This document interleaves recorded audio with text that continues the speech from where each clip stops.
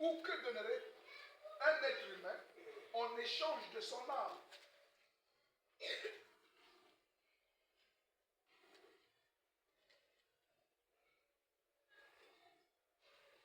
Car le Fils humain est sur le point de venir dans la gloire de son Père avec ses anges. Et alors, il rendra à chacun selon ses œuvres. Le cœur du verset de ce matin, ce serait: car que sert à un être humain de gagner le monde s'il perdait son âme? Ou que donnerait un être humain en échange de son âme?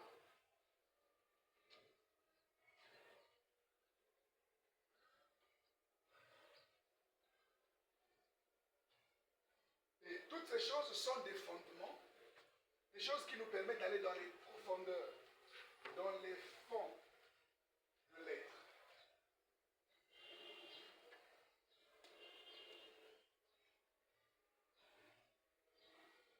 Quand Dieu a fait l'homme, ou quand il a créé l'homme, il a créé en composition avec lui-même, en complicité avec lui-même. Il a créé comme son ombre, peu inférieur à lui.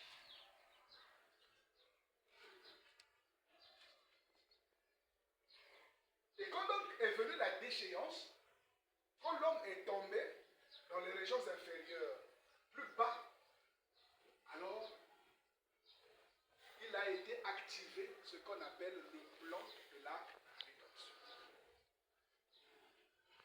C'est quoi la rédemption?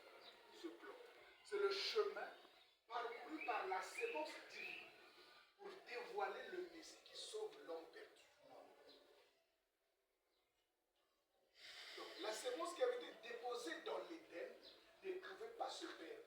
Il a suivi un chemin, un parcours généalogique, d'homme à homme, contenant l'intercelle messianique,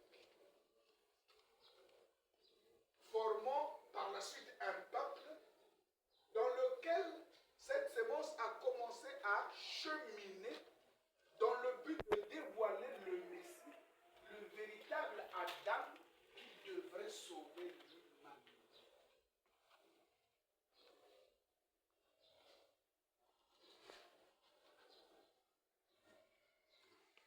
Et donc ce véritable Adam, qui est le dernier, c'est Jésus-Christ.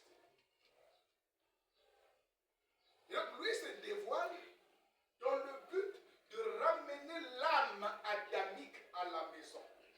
Je répète, pour ramener l'âme adamique à la maison. Parce que cette sémence ne devrait pas se perdre. Lorsque Dieu a planté, on a dit Dieu a planté un jardin. Or, quand Dieu plante, ces semences-là ne peuvent pas mourir. Parce que c'est Dieu qui plante. Ces semences doivent être de la même nature et donc sont éternelles. Ces semences devraient être éternelles.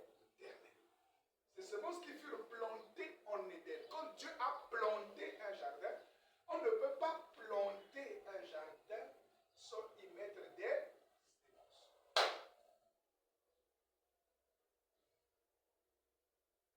Et donc ces semences-là ne devraient pas se perdre parce que Adam est tombé. Il fallait donc que ces semences-là puissent revivre. Vous comprenez? Amen. Et c'est ça qui a amené la rédemption pour sauver les semences qui ont été plantées en Éden. Vous me comprenez? Amen. Ne prenez pas l'Éden comme un jardin botanique. Parce que ça ne l'est pas. Ce n'est pas un jardin des oliviers ou un jardin physique ou quelque chose de comme ça. L'Éden C'est un plan divin. C'est le livre même de la vie. Vous comprenez? Alors que Dieu a planté ce jardin-là. C'est Dieu, ce n'est pas l'ennemi. Jésus est venu, il a donné la parabole. Il a dit, le semeur est sorti et il a semé de la bonne sémence. C'est ça le jardin. Il sème la sémence. Même quand la nuit, l'ennemi vient, il y a un plan de rédemption.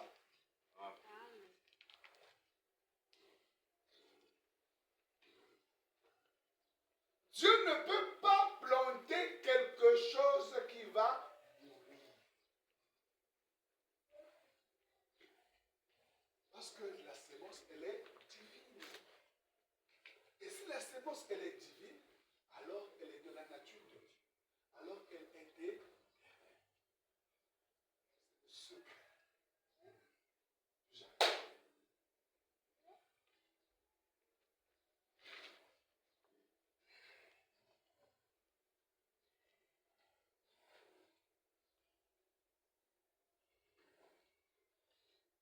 Et donc, au fil des âges,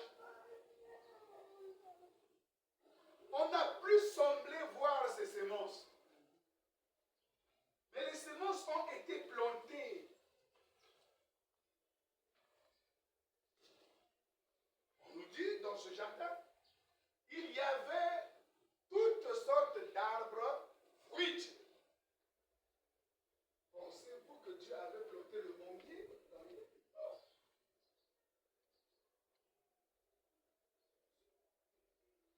très loin des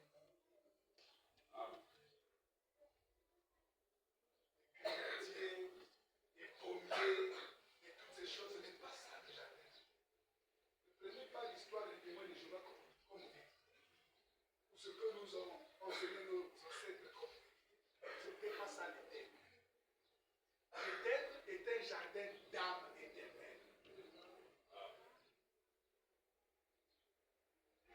Et chaque âme qui est en Éden se déverse ici dans ce monde ci-bas pour être rédemptée afin de répartir dans les...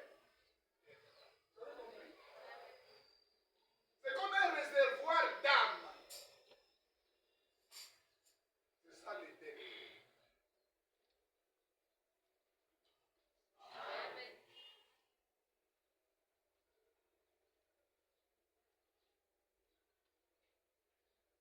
Donc c'est le jardin divin où les âmes créées à son image, à sa ressemblance sont sémées. Les sémences sont placées. Votre âme est une sémence. Vous êtes une sémence.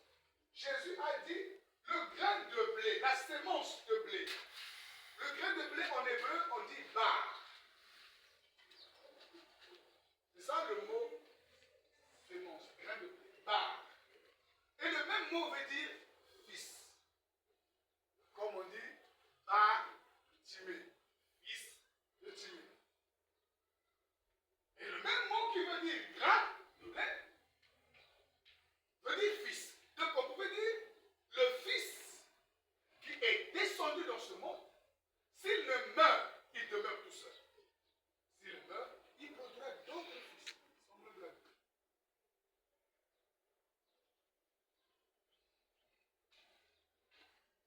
Vous comprenez?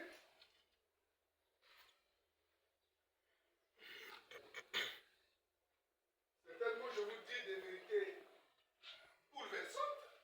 Parce que vous n'avez pas conçu l'Éden comme ça. Et ça n'a jamais été présenté comme ça. Et je vous dis devant Dieu, devant le ciel et la terre, c'est ça l'Éden. Ce n'est pas un champ, une surface remplie d'arbres botaniques. Plutôt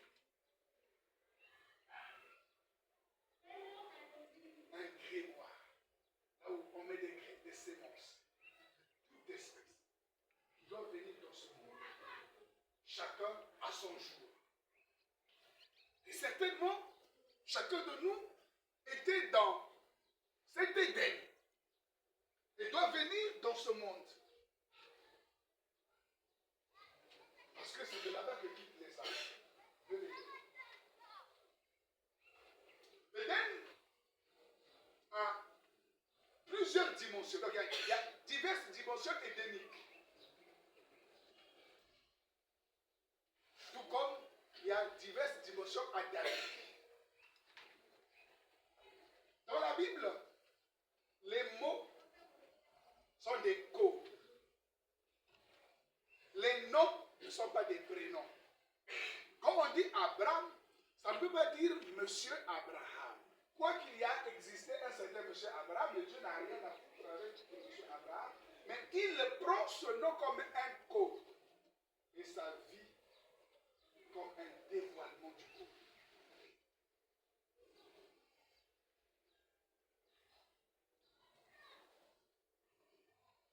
Donc quand on dit Adam, ce n'est pas le staff à côté qui vend le goudron ou qui vend la peinture. Parce que Adam, dans la Bible, ce n'est pas un prénom. Mais c'est un symbole d'humanité. C'est l'être humain, en général. C'est de cela qu'il est question. Donc quand il dit, faisons Adam, il dit, faisons l'être humain. Et il a pris son Adam, la Bible dit, il le plaça. Il le fixa dans l'Éden. Quand il a pris son Adam, qu'il a créé, après il est écrit, il plantait un jardin où il y avait toutes sortes d'espèces, de fruits, de grains, d'arbres capables de se reproduire. Et il a pris son Adam, il l'a fixé là, dans son jardin. Dans le but de cultiver ce jardin. Mais quand le cultivateur meurt, le jardin ne peut plus se retrouver. Il faut donc un autre, un rédempteur, celui qui va encore ramener le jardin dans son état. D'où le plan de la rédemption.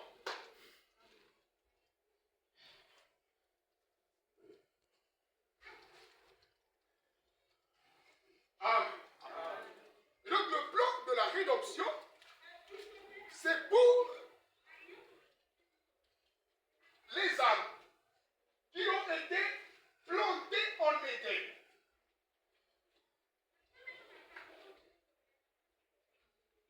Et donc chacune attendait son temps,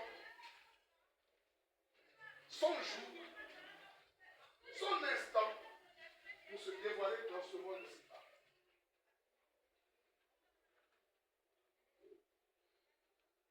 Je vois beaucoup de scientifiques qui cherchent l'emplacement de l'Éden sur la terre. Ils perdent leur temps. Il y a des gens qui disent que l'Éden était ici, l'Éden était là. Ils cherchent les cartes géographiques multiples pour chercher l'Éden. Perdez votre temps. Tous les signaux qui sont donnés, qui placent l'Éden ne se retrouvent pas ensemble pour dire qu'il était là. Les 4 fleuves vous donnent que les gens parlent. Quand on les voit, il y a même des fleuves qu'on ne retrouve pas. Il y a quelques fleuves qu'on retrouve comme le Tigre, comme le Guillon. Il y a d'autres fleuves qu'on ne retrouve pas, les Dégaines et tout ça. On ne les retrouve jamais. On ne sait pas où ils sont situés. Donc, le jardin d'Éden n'est pas terrestre. Vous comprenez? Il est céleste, complètement uni avec le divin, dans le plan véritable de Dieu.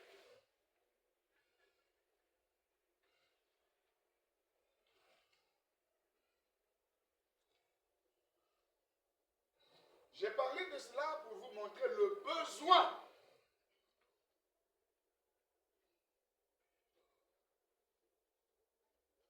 de la rédemption.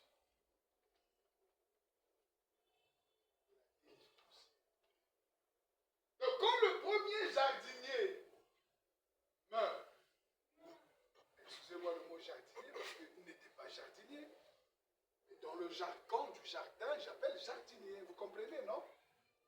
Quand Adam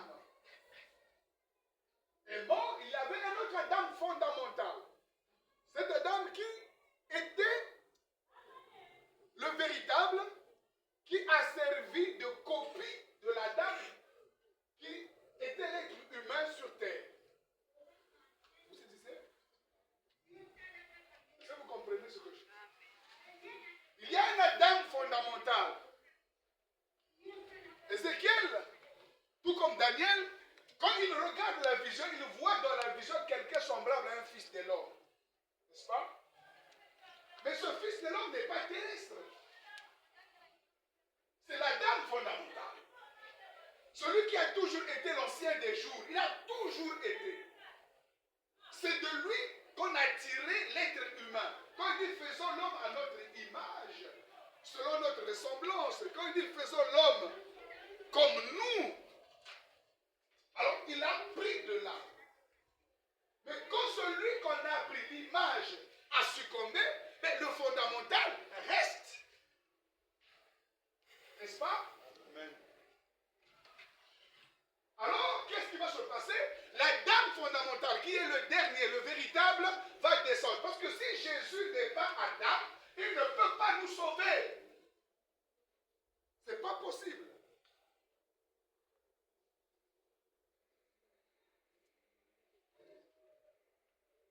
C'est lui. Paul dit, dernier Adam. Ça veut dire quoi? C'est lui.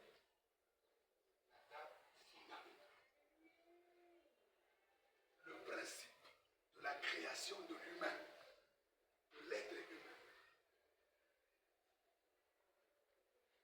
Le véritable grain, d'où est sorti d'autres grains.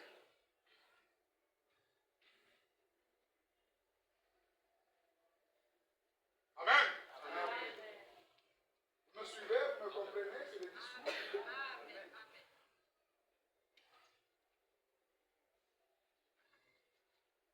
Alors je vais m'arrêter là dans les profondeurs. Et je vais aller dans les choses qui vous concernent. Alors c'est pourquoi quand la dame fondamentale, quand je parle de la dame fondamentale, je parle de Christ, de Jésus. C'est lui le véritable Adam. Donc nous sommes les copies, où le premier Adam, l'être humain, est la copie. Mais il doit être fait à sa ressemblance. Vous me comprenez? Alors quand donc la dame est tombée, parce que quand on parle du chute de l'homme, de chute d'Adam, vous pensez à quelqu'un dans le jardin quelque part là-bas qui avait mangé une pomme. Ou qui avait désobéi. Non, mais il s'agit de l'humanité.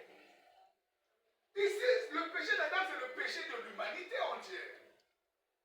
Ce n'est pas le péché de M. Adam. C'est ton péché, c'est mon péché, la convoitise, la luxure et tout ça. C'est la vie de l'être humain, ça n'a rien à voir avec un seul individu. Ça a à voir avec tout individu.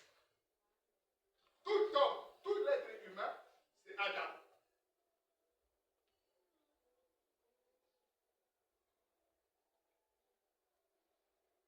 Souvent, les gens disent, si Adam n'avait pas mangé, mais il oublie qu'Adam c'est lui. Que c'est lui.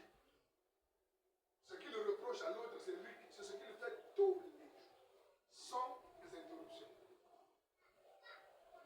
Déjà, le premier qui le dit, il chante, c'est le premier qui désobéit à Dieu. Parce que d'abord, il ne prie pas. Il a de l'histoire, donc c'est un grand transgresseur de la parole. Et il donne la faute à un certain Adam qui se trouve dans sa tête, dans son imagination, qui était dans un jardin quelque part. Pensez-vous vraiment que ce jour-là, il y avait un serpent qui était venu parler à Ève? Donc les gens pensent également que Ève, c'était une certaine femme qui appartenait à un monsieur Adam et les deux étaient en couple. C'est pas ça l'histoire. Ça, c'est le métaphore de la vie. Ève, c'est toi aussi. Adam, c'est toi aussi. Quand Dieu fit l'homme, il le créa mâle et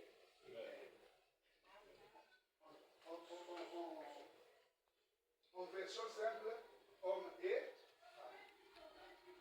En hébreu, Zarak et Nekeva. Zarak veut dire, quand il a créé l'homme, Zarak, ça veut dire, il a créé avec une mémoire. Zarak veut dire mémoire. Ça veut dire mémoire, souvenir, semence.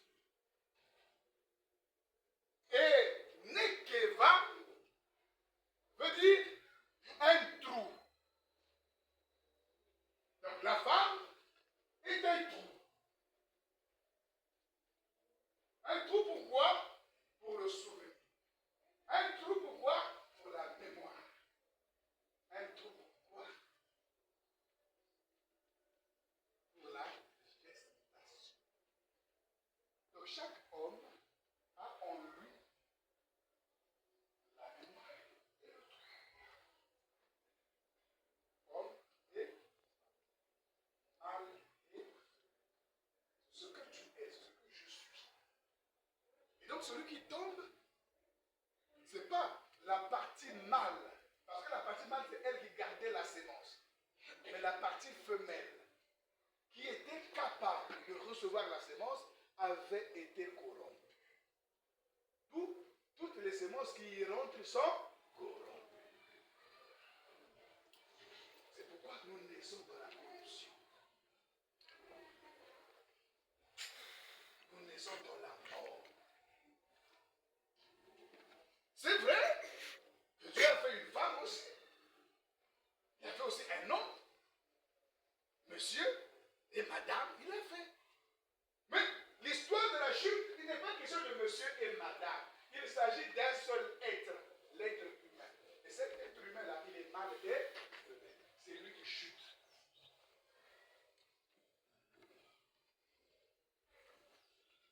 Quelqu'un m'a dit, mais comment alors expliquer qu'il aura des douleurs de l'enfantement? Toi, tu ne vis pas les douleurs de l'enfantement. Qui ne vit pas les douleurs de l'enfantement ici? Même les païens vivent les douleurs de l'enfantement.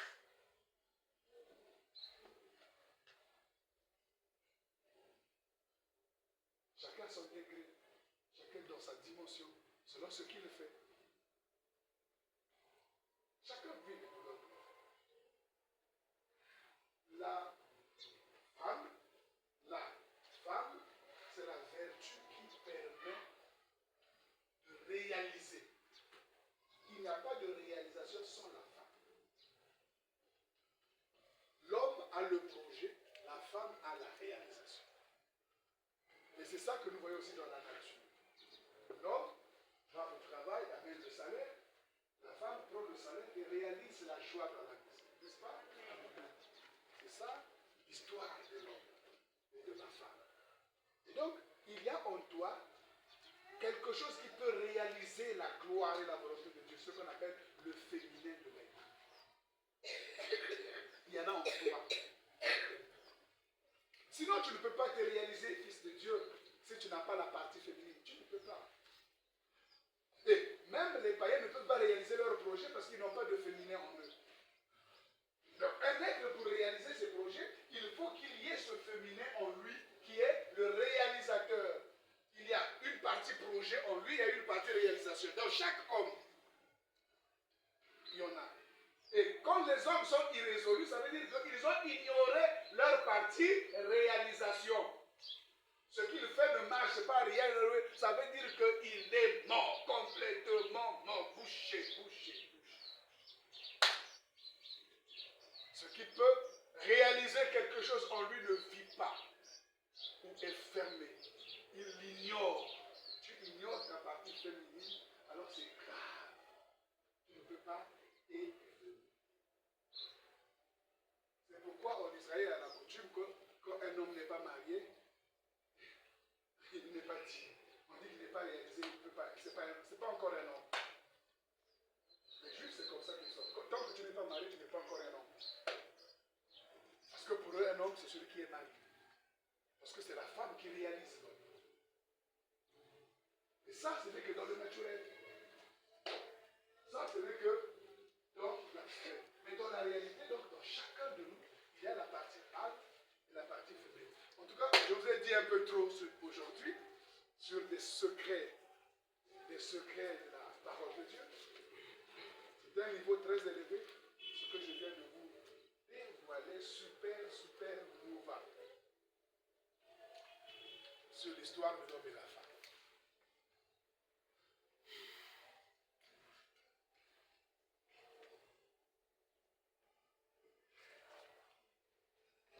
Donc, quand on dit c'est avec douleur que tu auras des enfantements, les gens pensent que non, Dieu nous a dit non. Mais la douleur, c'est les épreuves. Pour te réaliser, il faut les épreuves. Et les épreuves, ça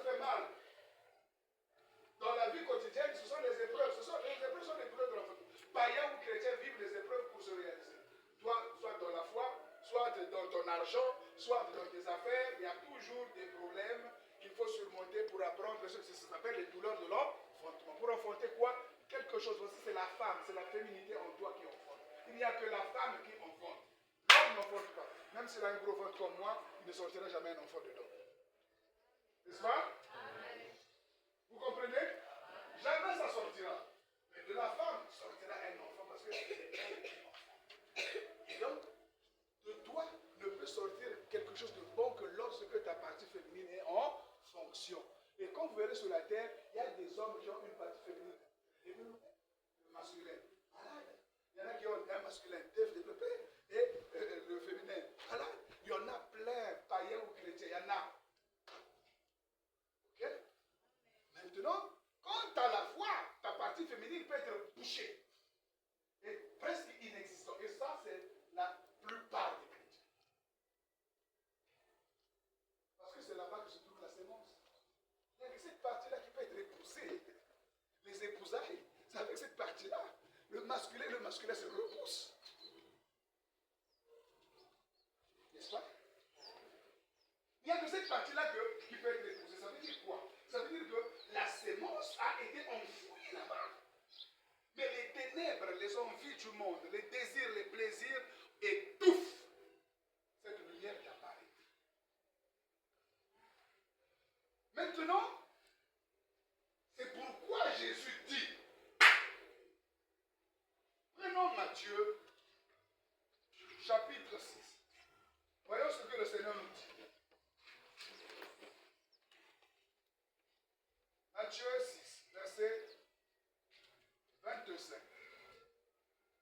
Il est écrit, c'est pourquoi je vous dis, ne vous inquiétez pas pour votre âme.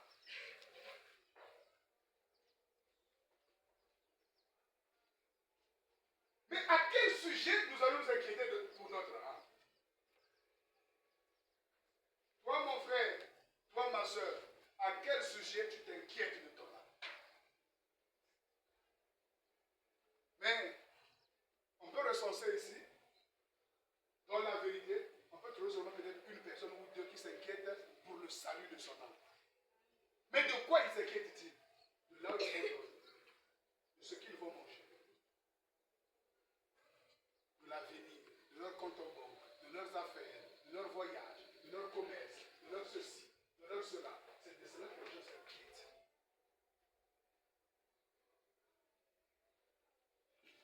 C'est pourquoi le salut de l'âme ne devrait pas être une inquiétude, parce que c'est quelque chose qui devrait être sans problème. Parce que Dieu a créé l'âme pour l'éternité. Il a créé pour le salut. L'âme de l'homme n'a pas été créée pour qu'il se perde.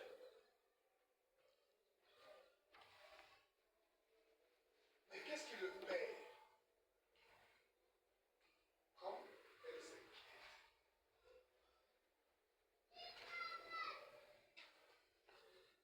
Écoutez ce que dit Jésus.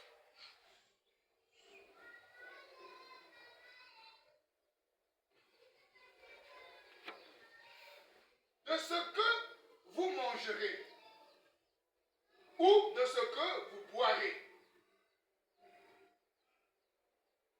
C'est l'inquiétude quotidienne de tout un chacun.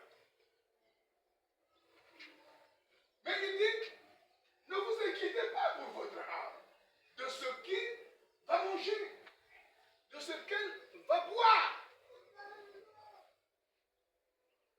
Il continue. Et de ce que vous boirez, ni pour votre corps. Ah, qui mange? Amen. Qui mange? Qui mange? L'homme. C'est vrai. Mais quelle partie de l'homme qui mange?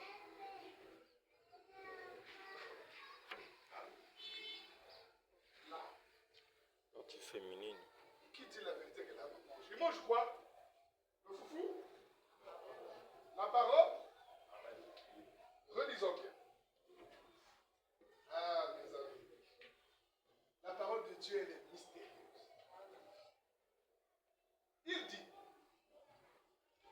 pourquoi ne vous inquiétez pas pour votre âme, de ce que vous mangerez et de ce que vous boirez. Qui mange? Mais l'âme.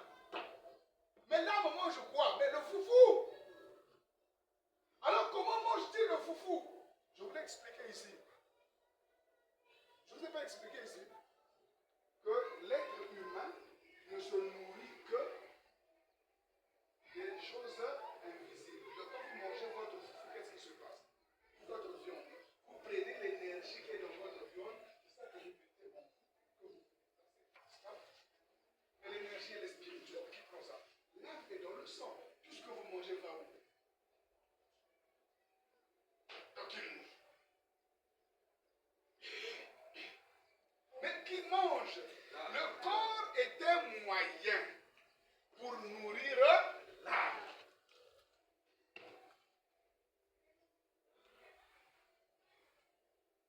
N'oubliez pas le moyen et le but.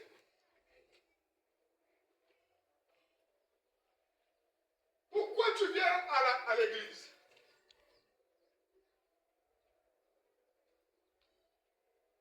Plusieurs m'ont dit c'est pour servir Dieu. C'est vrai. Mais si c'est ça le but, tu es perdu.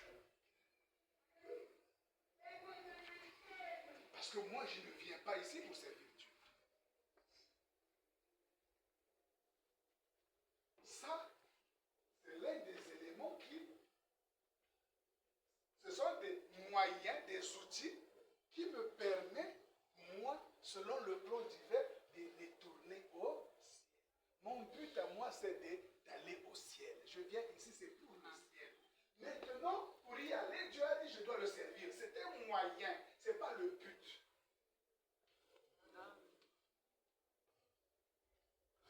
Même la parole n'est pas le but. C'est un moyen de retourner au ciel. Le but, c'est que tu dois retourner au ciel. Mais pour retourner au ciel, il faut qu'il y ait un prédicateur, il faut qu'il y ait le Saint-Esprit, il faut qu'il y ait. Et quand tous ces éléments-là sont réunis, et que toi, tu t'es uni avec tous ces éléments-là, alors tu retrouves la position nécessaire, confortable pour partir au ciel. Et les gens confondent le but et le moyen, les outils. Ce qu'on a besoin ici, ce n'était pas notre but, ce n'était pas les briques, mais c'est la maison. Si seulement les briques, on a eu les briques, on a les briques, c'est fini, on est content. Et ce qu'on avait besoin, ce n'est pas les ouvriers, on n'en a pas besoin, nous. C'est la maison que nous avons besoin. Donc tout ça sont des moyens. Ok? Ce sont des éléments nécessaires, mais pas le but. S'il n'y a pas d'ouvrier, il n'y aura pas de maison. Mais moi, je ne fais pas l'ouvrier que je veux. C'est la maison que je veux. N'est-ce pas?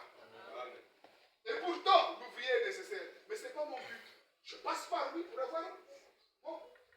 accomplir mon objectif. La parole, elle est nécessaire. Elle est importante. Le Saint-Esprit, nécessaire, important. Mais le but, ce n'est pas ça. Oh, moi, je vais à l'église pour avoir le Saint-Esprit. C'est vrai. Mais tu pourras l'attrister. Une fois que tu l'as eu, tu peux l'éteindre. Une fois que tu l'as eu. Donc, ce n'est pas le but. Le but, c'est aller au ciel. C'est l'unique but. Tout le reste, ce sont des moyens. Quoique nécessaires, quoique sans eux, tu ne peux rien faire. Mais ce ne sont que des moyens. Sans la parole, tu ne peux pas aller au ciel. N'est-ce pas? Sans le maçon, tu ne peux pas voir la maison. N'est-ce pas? Est-ce que le but pour toi dans ta vie, c'est avoir un maçon? Non. C'est avoir la maison. Une fois que tu as la maison, tu n'as plus besoin du maçon. Une fois que moi, je suis au ciel, je n'aurai besoin ni de la parole, ni du Saint-Esprit, ni de toutes ces choses-là. Mon but, c'est d'aller au ciel. Parce que quand je serai au ciel, je serai semblable à lui. Je serai comme lui, je connaîtrai comme lui. Donc, plus de prédicateurs, plus de dons, plus de machins. Tout ça va s'arrêter. Tout ce qui s'arrête n'est pas le but. N'est-ce pas? Vous comprenez? Donc, le but, ce n'est pas le corps.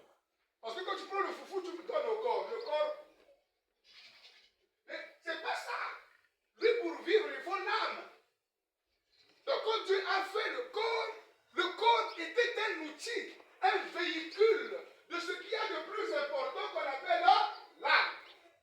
Qui est avec moi? Est-ce que vous comprenez? Qui est avec moi? C'est pourquoi Jésus a osé dire, si ta main est pour toi une occasion de je te coupe. Si c'était le but, il n'avait pas dit de couper. Il t'a déjà dit coupe ton âme. Ça, vous avez écouté des choses comme ça. Parce que l'âme, c'est la chose la plus importante.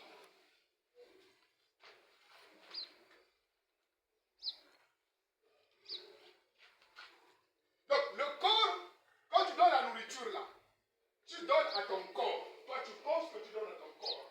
Mais tout ce que le corps reçoit, il va jeter ça dans les toilettes. Ce qui est nécessaire, c'est ce qui rentre dans l'âme pour redonner la vie au corps.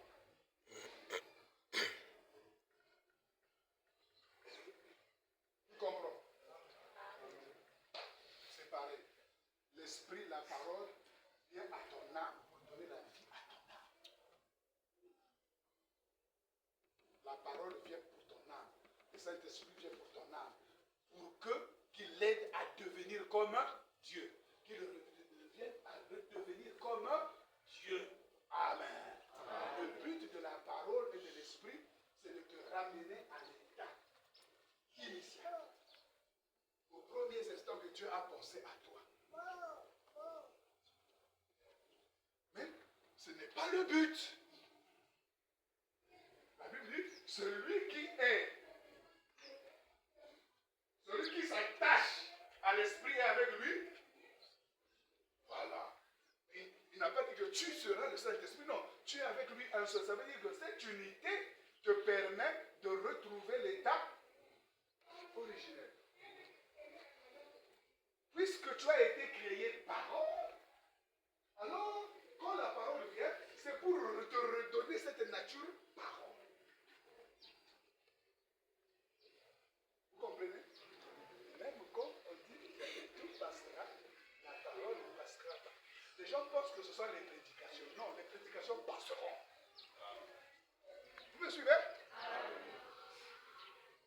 Est-ce que vous me suivez? Si vous ne comprenez pas, dites-moi, arrêtez-moi, parce que je n'ai pas compris là. Je dis bien, les prédications passeront. Ils vont s'arrêter. Un jour viendra, il n'y aura pas de prophète, il n'y aura pas d'apôtre, il n'y aura pas de pasteur, il n'y aura pas de diacre, ça va s'arrêter. Donc quand on dit la parole ne passera pas là, il ne s'agit pas de la prédication. Ok? Il s'agit des éléments substantiels, les éléments existentiels que toi et moi nous maîtrisons de moins en moins qu'on appelle la parole. C'est pourquoi les gens confondent. Quand ils disent la parole, non, ils prennent la Bible parce que ils disent c'est ça la parole. Oui, parce que dans la Bible se trouvent quelques arrêts, mais ce n'est pas ça la parole. La parole, ce n'est pas ce que, c'est pas aussi tout ce que je dis. Vous comprenez? La parole, ce sont des éléments qui nous échappent, tout à fait subtils. Elle est le principe du devenir. Elle est le principe de l'être et du mouvement. Vous comprenez? Elle est à l'origine de tout. Oui, c'est la matrice, là où se forment toutes choses. Donc ce n'est pas... vous comprenez?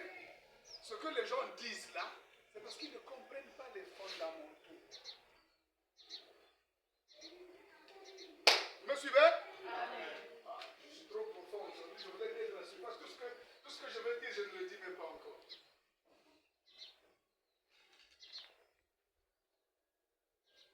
Qui comprend la parole?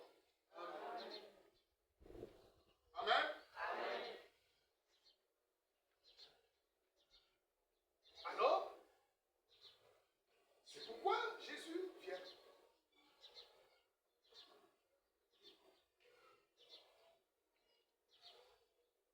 Pour redonner la vie.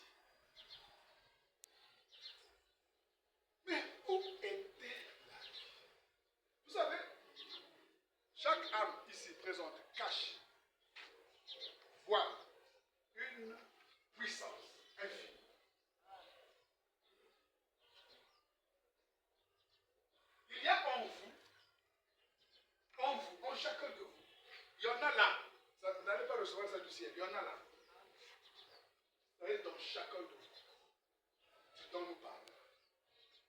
Ça y est, on veut. Mais, voilé par les ténèbres des inquiétudes. Toute ta vie, tu la passes à chercher à manger. C'est ta préoccupation première.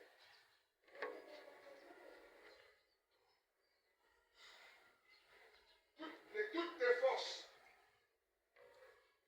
Tu aimes la nourriture de toutes tes forces, de tout ton cœur et tout ton âme.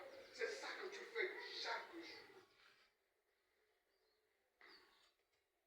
Et c'est ça le voile.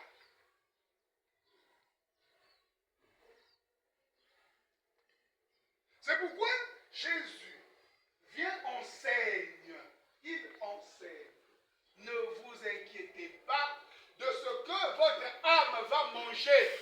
Parce que c'est l'âme qui mange. Mais l'âme mange deux fois. Il mange tout spirituel. Et que ce soit le manioc, que ce soit la parole. Tout est spirituel. Parce que l'âme est spirituelle. Mais monsieur, qu'est-ce que tu nous racontes là? C'est dit la vérité. Le corps n'est qu'un transitaire. Et vous direz dans toute la Bible, vous direz même que la chair ne sert à rien, beaucoup d'histoires comme ça. Ce n'est qu'une maison dans laquelle on t'a placé. Le plus important, c'est toi. Parce que comme Dieu a fait, il t'a fait, tu es esprit. N'est-ce pas? Et après, il a fait un corps physique. Il a dit, bon, il faut qu'il soit un peu inférieur à moi. Parce que tu t'es créé comme. Tu comprends, non? Alors, pour qu'il soit un peu inférieur à lui, il te prend il te met dans un corps charré. Il t'enferme là-bas. N'est-ce pas? Alors, quand il t'a enfermé là-bas, il t'a diminué de puissance, il t'a diminué de force. Et tu as oublié que tu étais tout puissant. Tu comprends? Maintenant, quand la chute intervient encore, tu descends encore plus bas. Tu es environné de ténèbres. Donc quand tu nais, tu oublies qui tu étais. Et tu oublies qui tu es. Et donc le chemin de la rédemption, la parole de l'esprit vient pour te ramener à la reconnaissance de qui tu es. Pour que tu reconnaisses ton identité. Mais pour reconnaître ton identité, il y a une violence à faire. La Bible dit le royaume des cieux est forcé. Ce sont les violents qui sont là.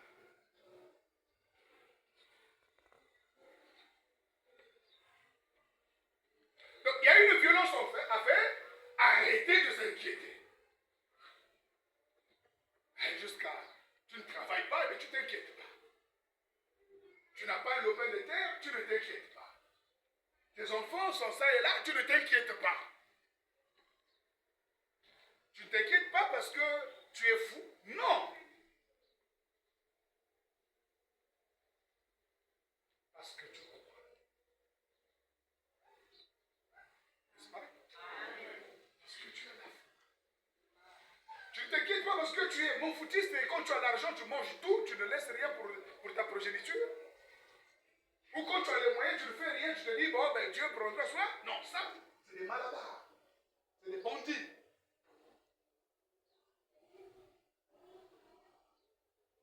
Celui qui ne prend pas soin de ses siens n'a pas la foi. Mais à l'impossible, nul n'est tenu. Vous comprenez? C'est-à-dire, je n'ai rien, je ne peux rien.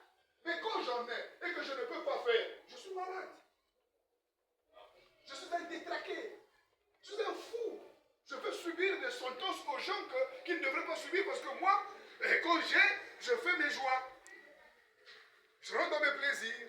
Je ne me soucie pas de ma femme, de mes enfants. Je ne cherche à rien faire pour eux. Je dis, Dieu prendra soin. Tu es malade, un fou. Un triple idiot. Et ta foi est une démangeaison. Vous comprenez?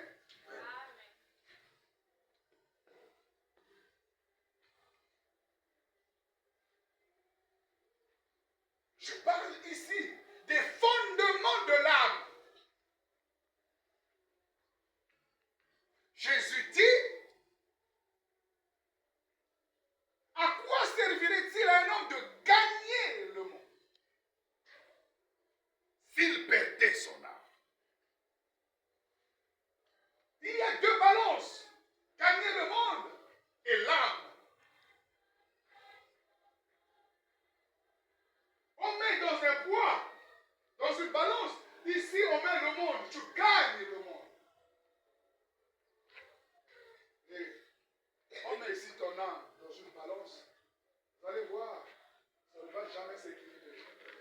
qui va se passer? L'âme, votre âme pèse plus que tous les biens du monde. Vous me suivez? C'est-à-dire, vous prenez tout l'or du monde, le diamant, le pétrole, les gratte-ciel, tout ce que vous voulez, on peut vous donner toutes les villes du monde pour vous. J'ai bien toutes les villes et toutes les richesses souterraines. On vous donne, on met dans une balance pour vous. On prend votre âme, on met là, votre âme pèsera plus que tout ça. C'est ça que Jésus a dit. Que serait-il à un homme de gagner? Quand on dit gagner, il ne s'agit pas de convoiter. Gagner, c'est avec la sueur. On ne gagne pas dans la convoite. On ne gagne pas dans la mendicité. Celui qui mendie ne gagne pas. Okay? Gagner veut dire celui qui se livre au travail et qui fait des gains. Et qui fait des prospérités. Alors, toi tu te livres chaque jour au boulot, chaque jour au commerce, chaque jour de ceci, chaque jour à cela, et tu oublies que ton âme a autre chose et plus important que ce à quoi tu te livres toute la journée, sinon tout le mois. C'est ça qu'on appelle. Et à la fin, tu as un salaire. À la fin, tu as des bénéfices. Donc, tu as gagné. Mais, comparé au poids de ton âme, tu es bête. Excusez-moi le mot. Tu es ignorant. Vous comprenez? Est-ce que vous me suivez? Alors donc tu devais faire le contraire, de poumoner pour ton âme et laisser le monde venir à toi du Seigneur. Parce qu'il a dit, votre Père sait que vous êtes.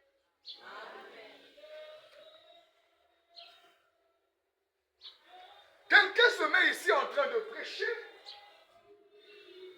Excusez-moi de dire, quelqu'un se met ici, je ne parle à personne, mais je parle à vous. N'est-ce pas?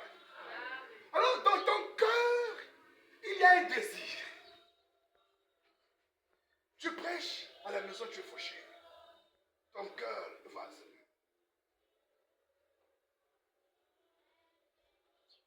C'est un serment malade. Mais on ne donne plus ce qu'on donne. Tu donnes que l'inquiétude que tu as.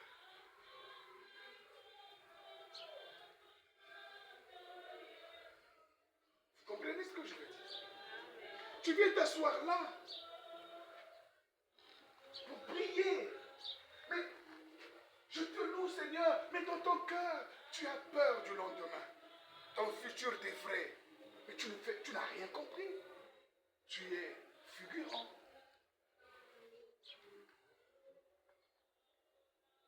Tu comprends? Qui comprend? Il y a beaucoup de gens qui viennent s'asseoir ici, ils ne sont pas là.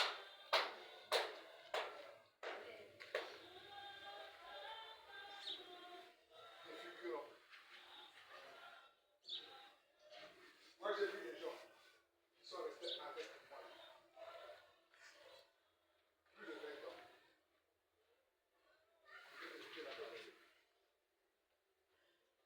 Qui n'ont pas avancé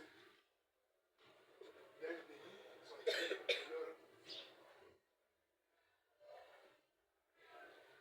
Et d'un pays, ils sont il y en a plein. Il va te dire, moi je suis un ancien. Un ancien qui se met à parler des autres. À quoi lui sert d'être ancien? C'est pas que cet ancien-là, quand tu t'assois, tu t'entoures avec les autres, tu parles de celui qui n'est pas. Ça, c'est quel ancien? Tu as écouté quelle parole? Qui t'a prêché comme ça?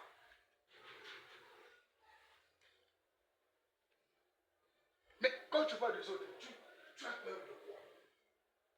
Tu t'inquiètes de quoi? Ah. Non, ça fait longtemps, moi je prie, je suis depuis le commencement. D'accord. Mais, regarde ta vie. Quand tu as l'argent, tu viens à l'église. Quand tu n'as pas l'argent, tu n'y viens pas du tout. En quoi tu as cru?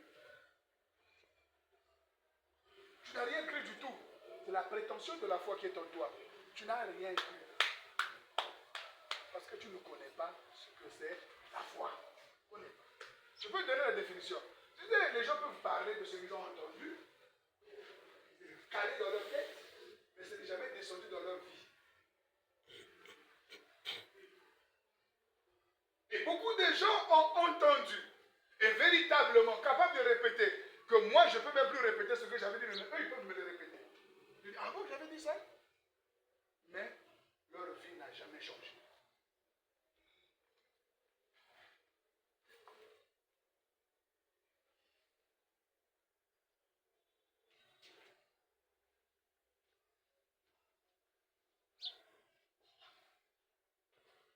Alors tu peux gagner le monde et sauver ton âme.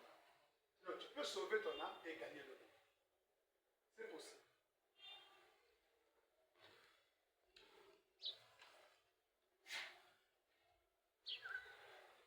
Moi je ne vous comprends pas. C'est quoi cette distraction-là? Les gens se lèvent, les gens sortent. Ce que je dis ne vous concerne pas. Pourquoi?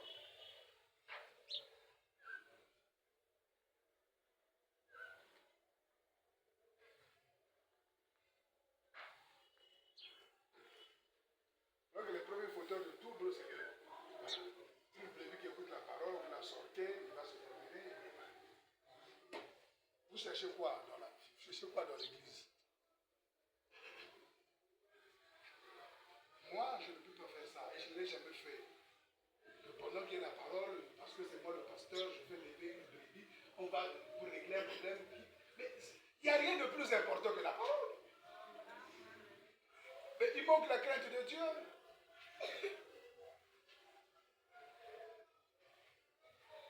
Il n'y a rien de plus important que ça. Et un prédicateur, un conducteur de l'église devrait le savoir. Quand c'est pas ça, c'est pas ça. C'est pas ça. Même quand il y a l'armée là-bas, c'est pas important. Les pierres, on les arrêtait en pleine assemblée, on devait prêcher. Il y a quelles ces choses-là qui peuvent bouleverser. Si vous ne voulez pas me voir ici, dites on ne veut pas te voir ici. Je m'ennuie. Nous devons nous comporter en des gens qui ont cru. Ouais. Dites-moi, les deux là, qu'est-ce qu'ils sont partis faire là? Vous êtes partis faire quoi? Nous, on prêche la parole, vous allez à côté pour faire quoi?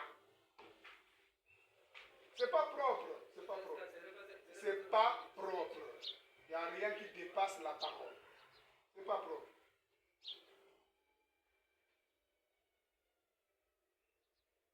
Toi, tu es ancien, tu dois savoir te conduire dans la maison de Dieu. Tu dois savoir te conduire. C'est pas propre. Je répète, c'est pas propre. Peu importe la raison. Tout peut attendre. On a tout le temps. Jésus a dit, vous avez toujours les gens ici, mais moi je m'en vais. Je ne parle pas de moi. C'est la parole. Les moments de la parole, vous ne l'avez pas tous les jours. Enfin, même pas tout chaque heure. Ça arrive, 2 heures supportées pour des choses qui peuvent attendre. Qui ne sont pas ça cher. Supportez.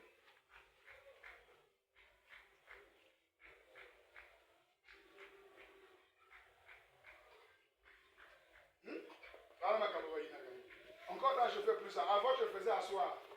Quand ça va pas, je dis, toi, descends de la chaise. Moi-même, je viens, quitte là. Fraîchement. Et les gens sont devenus tellement rebelles. Chacun veut aller comme il veut. Allez comme vous voulez. C'est pourquoi ça ne produit plus rien.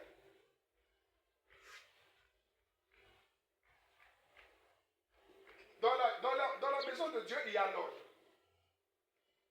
Et il faut garder cet ordre. Surtout au moment de la parole. Et surtout, la parole que tu ne connais pas, même quand tu la connais. Suivez les exemples. Bref, pour ne pas s'éterniser. Moi-même, quand la parole passe, même aller se soulager là, c'est difficile de me dire. Il faut vraiment que je sois débordé à, sinon je ne sors pas. Il faut que la parole finisse. Parce que Dieu parle. Parfois, j'aimerais recevoir la chose au moment où je bouge. je respecte tout homme de Dieu. Même quand il dit j'écoute, parce qu'il y a toujours quelque chose que je fais. Même me lever, c'est après la parole de Philippe. Ah, je me lève, au moins je peux aller me soulager parce que j'ai gardé. Voilà. Mais sinon, en dehors de ça, je respecte. Je respecte la présence de Dieu. Parce que c'est plus. Parce que devant ça, je le ferai. Pourquoi je le ferai devant Dieu? Parce qu'il est invisible. Il est plus que tout. Devant les autorités, même ça c'est trop loin, même devant monsieur le maire, tu n'iras pas. Ah, j'ai envie de dire, monsieur le maire. Tu ne le feras pas, tu attendras que tu finisses tes petits bricoles avec monsieur le maire, tu es parti. Parfois même devant ton propre père, tu ne le feras pas. Parce que tu le reçois, ou bien tu vas chercher à demander vraiment, papa, pardon, monsieur. Voilà. C'est entre bouchées. Mais sinon, le respect doit s'imposer dans la maison. Et ça commence à nous.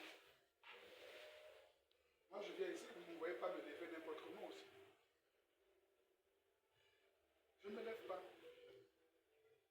Sauf pour prêcher. Sauf pour louer Dieu. Alors donc Jésus dit, ne vous inquiétez pas pour votre corps et de quoi vous serez vêtus. Donc, le corps, c'est celui qui s'habille. L'âme, c'est celui qui mange. Ce n'est pas moi qui le dis, c'est les Écritures. N'est-ce pas? Ne vous inquiétez pas de votre âme, de ce qu'elle va boire. Et le corps, de ce qui va être vêtu. N'est-ce pas?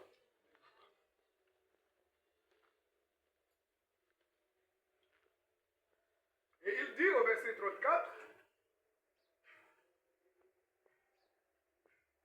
je commence au verset 33, mais cherchez premièrement le royaume d'Élohim et sa justice. Et toutes ces choses vous seront ajoutées.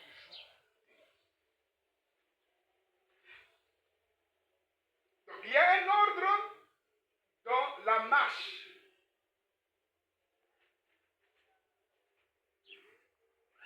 Vous savez, nos églises se vident ou se paganisent à cause de ce que on a changé les priorités. On a interverti les priorités.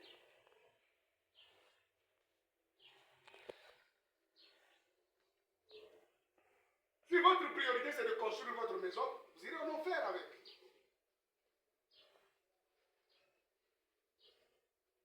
Je ne suis pas contre la construction. Au contraire, je vous acclame. Mais je dis, ce n'est pas une priorité. La priorité, c'est votre âme qui doit aller au ciel. Et donc, si tu fais quelque chose pour la construction, tu dois le faire pour ton âme. Tu ne dois pas le faire pour l'église. Vous me comprenez?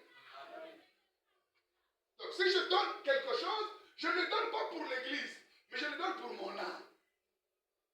Afin que mon âme reçoive les bénédictions célestes. Parce que je le fais de bon cœur, donc de bonne âme.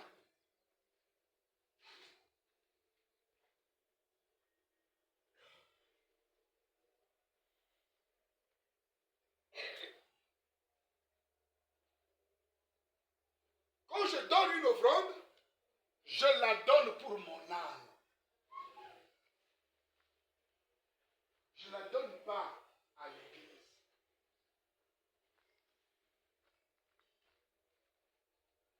Vous suivez? Parce que si vous la donnez à l'église, vous ne faites pas, vous n'accomplissez pas la parole. Vous êtes religieux. Mais si je la donne pour mon âme à l'église, alors je la donne à Dieu.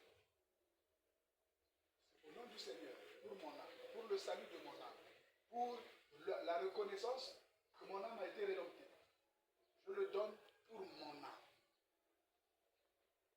Amen. Alors, Jésus dit, cherchez premièrement tout, avant tout, avant de chercher à manger, avant de chercher à boire, avant de chercher où dormir, cherche d'abord le royaume. Mais on a inversé les choses dans ce monde ci-bas. Jésus est venu pour le redresser. Mais l'Église, les hommes de Dieu, de surcroît, ils n'ont jamais remis les choses comme Jésus les a mis. Ils ont laissé, au contraire, eux aussi être à bouleverser. Finalement, en naissant dans ce monde, la première des choses que tu devrais faire, c'est chercher d'abord à connaître Dieu. Au lieu qu'on te mette à l'école pour apprendre les mathématiques, la physique et la chimie, on devrait d'abord t'apprendre comment rentrer en communion avec Dieu.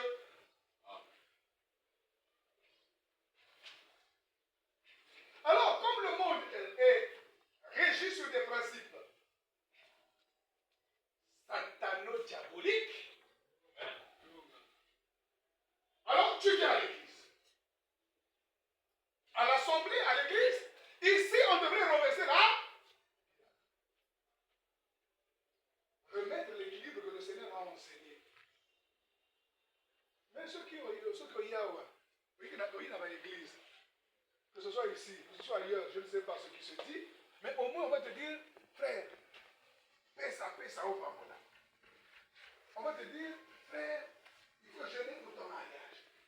On va te dire, frère, il faut faire ceci pour tes affaires. Donc on t'apprend, on te donne plus d'amour pour le monde et moins d'amour pour le royaume de Dieu. Résultat, catastrophe.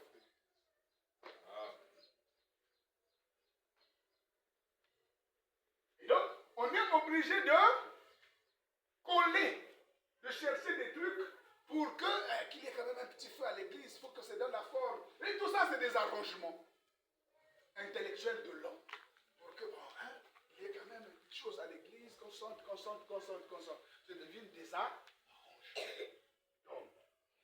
Mais la prédication de notre Seigneur Jésus-Christ est claire.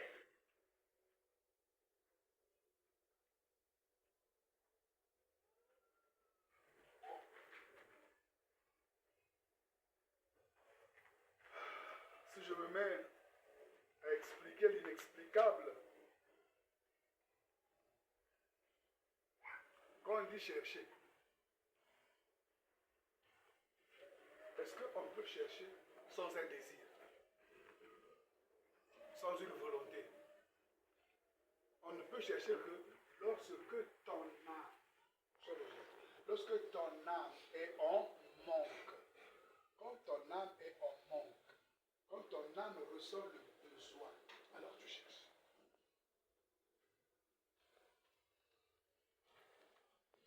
Lorsque tu sens les faiblesses dans ton corps, tu cherches à manger. Tu ne cherches pas Dieu, tu cherches à manger. Quand tu as soif, tu cherches à... Pourquoi tu cherches? Parce que tu sens le besoin de ton corps, de ton âme. Il y a un désir de boire. Et tu te mets en mouvement par rapport à ce désir. Alors il y a un désir du royaume de Dieu. Est-ce que tu l'as? Les gens ne l'ont pas. Mais est-ce que tu l'as? Si tu l'as, tu vas chercher. Or, toi, tu viens à l'église pour que tes affaires marchent. Tu viens à l'église pour que ton commerce prospère. Tu viens à l'église pour que tu trouves du travail, pour que tu trouves le mariage, pour que ton foyer soit en sécurité, pour que tu as plein de raisons. Oh, moi je vais épouser un homme de Dieu parce que je sais qu'il sera fidèle. Beaucoup de choses dans vos cœurs et c'est avec ça que vous venez à l'église. Pourquoi ça ne marche pas? Vous n'aurez jamais Dieu comme ça. Il faut vous dépouiller d'abord. Il faut faire tomber ça.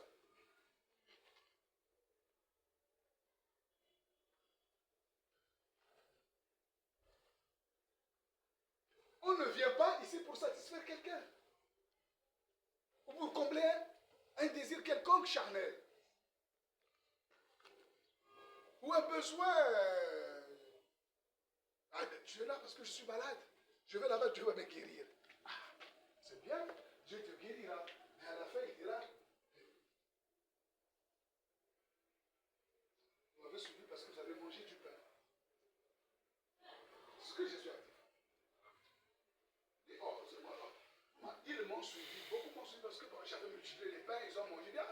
là ne mourra pas de faim. On doit être à côté de lui. Et c'est pourquoi ils sont là. Parce qu'ils vont manger du pain.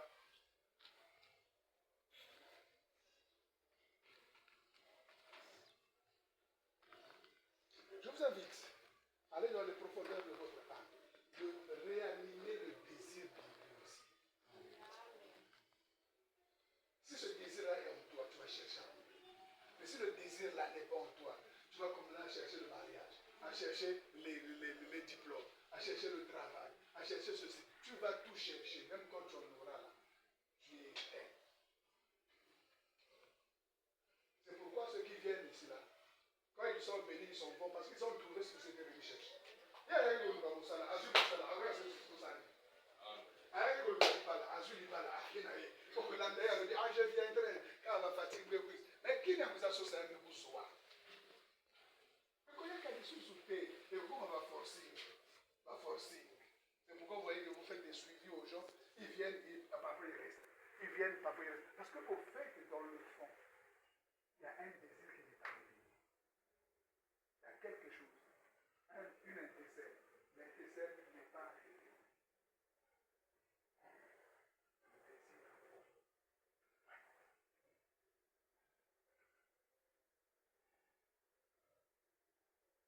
J'ai examiné le mot chercher. Moi, souvent, quand j'examine, je ne prends pas le dictionnaire. J'examine en hébreu. Parce que Jésus était hébreu. Il parlait. Donc, je regarde en hébreu ou en grec, qu'est-ce que ça veut dire? Alors, quand on dit chercher, là, la première signification que j'ai pris du mot chercher, c'est arriver. Chercher veut dire arriver. Donc, le même mot qui veut dire chercher, le même mot veut dire arriver. Donc, au fait, qu'est-ce que ça veut dire? Arriver premièrement dans le royaume de Dieu. Et le reste vous sera donné. Amen. Vous comprenez? Cherche d'abord à arriver dans le foyer. Avant d'arriver dans le foyer, avant d'arriver dans le travail, avant d'arriver partout où tu veux, cherche d'abord. Est-ce que vous comprenez? Arriver peut aussi dire parvenir. C'est même le même mot. Parvenir. Avant de parvenir, de réussir ton mariage. Avant de chercher à réussir ton travail, ta scolarité. Mais cherche d'abord à réussir dans le royaume.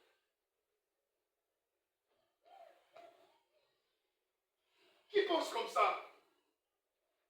Regardez.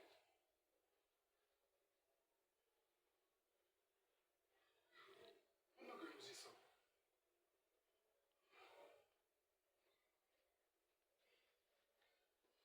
Et le mot chercher veut dire aussi rencontrer. C'est le même mot.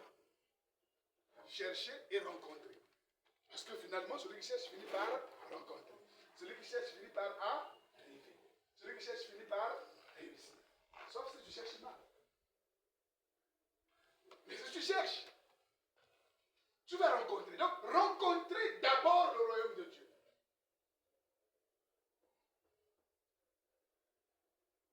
Et toi, tu veux d'abord rencontrer le monsieur là.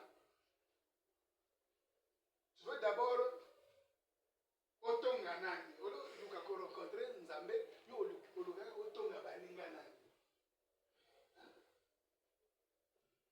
Cherche d'abord, rencontre d'abord Dieu.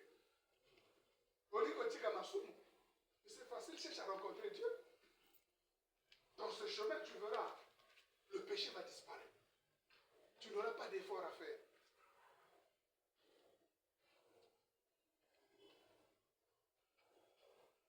Le péché, c'est quoi?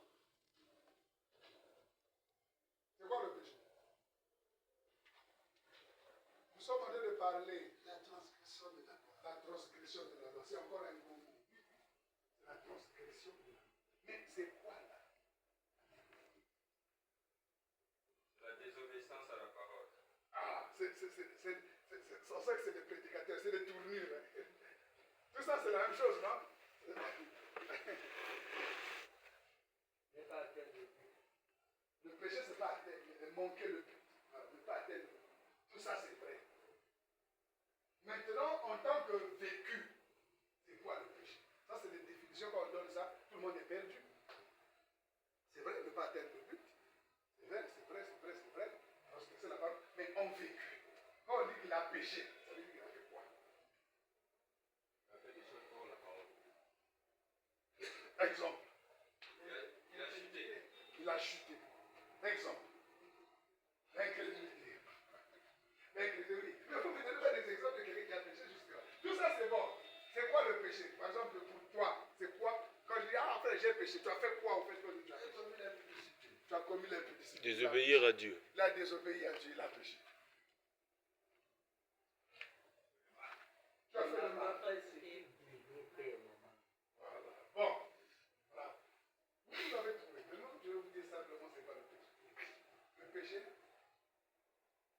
c'est la vie qui est en vous, en dehors de la vie de la parole. Donc, la vie qui est en vous, là, que vous menez tous les jours, hors ou sans que Jésus ne vienne. Donc, la vie que tu as reçue de ta père, du vieil homme, c'est ça qu'on appelle le péché. La nature adamique, c'est ça qu'on appelle le péché. La nature même de l'homme, c'est ça le péché. Le vieil homme, on appelle le vieil homme, c'est ça le péché. Maintenant, le vieil homme va produire la désobéissance, va produire l'impudicité, la colère, la haine, la jalousie, le vol, les meurtres, les animosités. C'est une vie qui est en toi qui produit ça. Tu n'es pas meilleur que celui qui a tué là-bas. Parce que celui qui a tué là-bas, il est parti à l'extrême. Mais vous avez tous le vieil homme. C'est pourquoi il n'y a pas de petits et de grands péchés. Péché, c'est péché.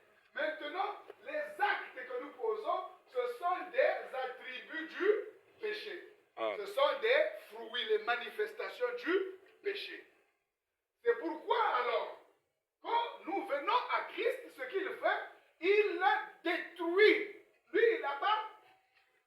Jésus, on ne nous dit pas que Jésus nous a sauvés de l'impudicité ou de la colère, non, du péché. C'est ça que vous comprenez. Parce que le péché, c'est cet arbre-là, cette vie-là. C'est ça que lui, il détruit. Ok? Alors, quand nous confessons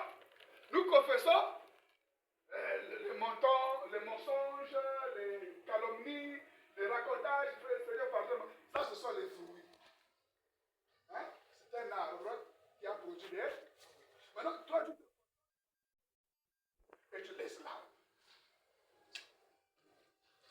Or, quand tu laisses l'arbre, qui est le vieil homme, cet arbre va encore produire. Donc, il y a deux actes fondamentaux qui ont été placés. C'est quand Christ monte à la croix. Il y a deux choses qui se font. Il a commencé à verser son sang depuis le Gethsémani. N'est-ce pas? Tous les prédicateurs le savent. Et même ceux qui lisent la Bible savent qu'à la croix, Jésus a prié, sa sueur s'est transformée en grumeaux de sang. Ça veut dire que le péché a été commencé à pardonner depuis. Et même à la circoncision, le sang de Jésus a coulé, frère. Bon, donc ça veut dire que Jésus a été circoncis. Amen. Je vous apprends quelque chose. Le 8e jour, c'est écrit dans la Bible. Mais le sang du Messie ne peut pas couler pour rien. On en viendra un jour. Quand le sang coule, le sang a pour objectif de pardonner les transgressions. Ok? Je crois que c'est l'évêque Marcel qui a dit, le péché c'est la transgression.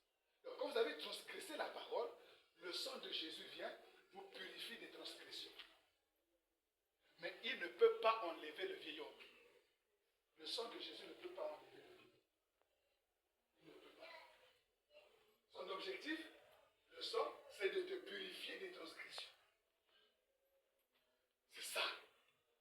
À Gethsémani, c'est ça à la croix. Le sang a coulé. Maintenant, la croix elle-même, c'est elle qui détruit le viol. C'est la croix seulement, pas autre chose. C'est pourquoi les gens n'aiment pas la croix. Le sang de Jésus, les gens ne sont pas trop contre. Mais la croix, la Bible dit, celui qui est en Christ, il a crucifié la chair, ses passions, ses désirs. C'est-à-dire le... Ok?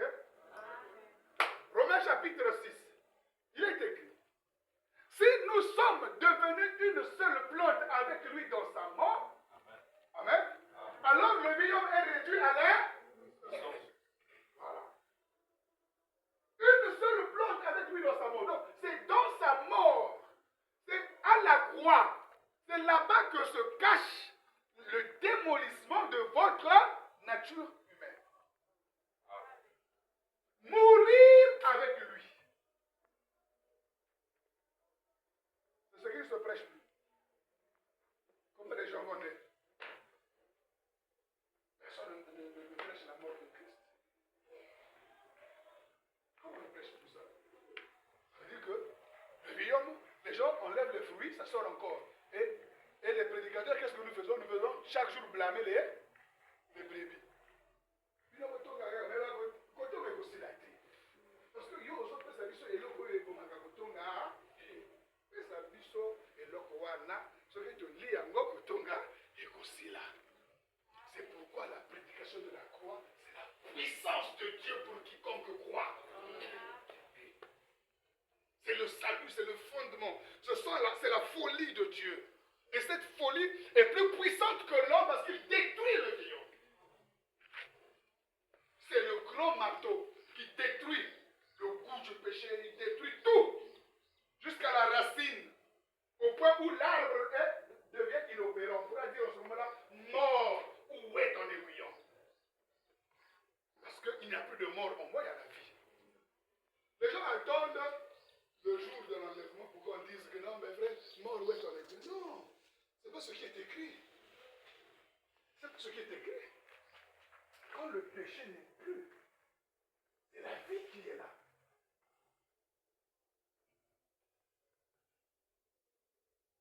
C'est comme Christ, quand vous cherchez premièrement le royaume de Dieu, c'est ça. Cherche d'abord le démolissement du vieillot. Celui qui aime mentir, celui qui aime parler des autres, celui qui aime la fierté qu'on ne parle pas de lui. Si on parle de lui, il doit avoir une réponse. Si on parle de lui, il doit revendiquer. Il ne veut pas qu'on voie le mal en lui. Si on voit le mal de lui, lui c'est un ange. Donc il devient contre toi, tu ne l'aimes pas. Voilà. Toutes ces qualités-là doivent être démolies.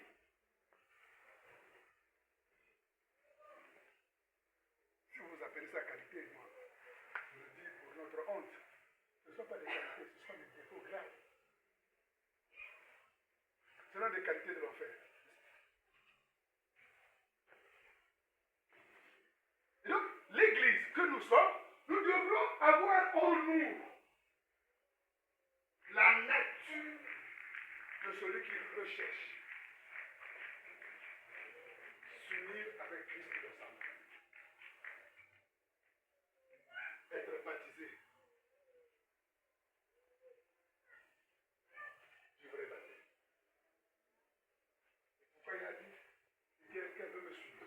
Nous avons lu ça, n'est-ce pas? Qu'il renonce à lui. Mais il y a une borinalité. Ce qui au moins il va vous monter les pieds. Ce qui au moins il m'a monté, moi mon bal est quitté, il y a mis ce commis. Au moins il m'a moi c'est quitté, il a mis ce commis. Au moins il m'a mon bal est à zone genga, il y a fait commis. C'est quoi? Avec toi.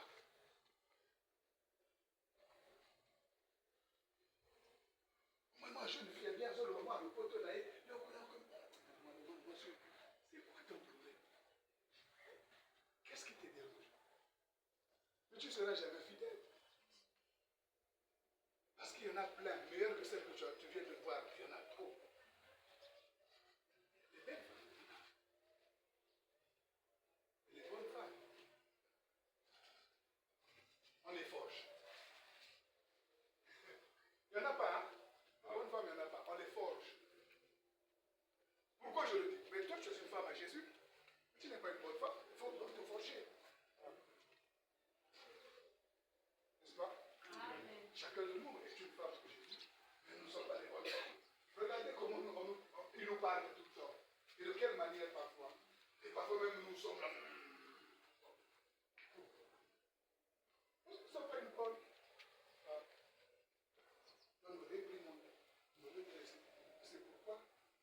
Moi, je cherche une bonne femme, moi, je dis, bon, moi aussi. C'est là-bas que tu en trouveras. Ici, sur terre, une femme, on la forme. La taille selon toi. Si elle ne t'accepte pas à être comme toi, alors à ce moment-là, ce n'était pas elle qu'il fallait alors. Une femme, il n'y en a pas de bonne, il n'y en a pas de mauvaise. N'est-ce pas? Ah, ça c'est difficile à dire avec. Il n'y a pas de bonne femme, il n'y a pas de mauvaise femme. Elle peut être mauvaise pour toi, mais elle est bonne pour quelqu'un. Elle n'est pas bonne pour toi parce qu'avec toi, ça ne marche pas. Mais ça va marcher quelque part. Donc, mauvaise pour toi, mais fais la joie de quelqu'un d'autre. N'est-ce pas? Voilà. Donc, la femme, on la forme, on la forge, on la taille selon sa mesure.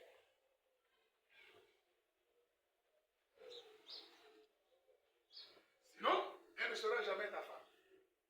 Pas que vous pouvez rester dans une même maison, mais elle n'est jamais ta femme. Et vous êtes marié, mais pas épousé.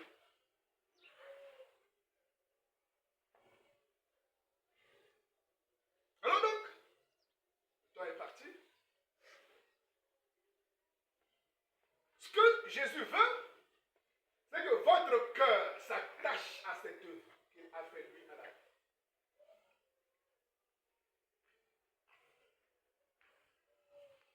Cherchez premièrement le royaume de Dieu.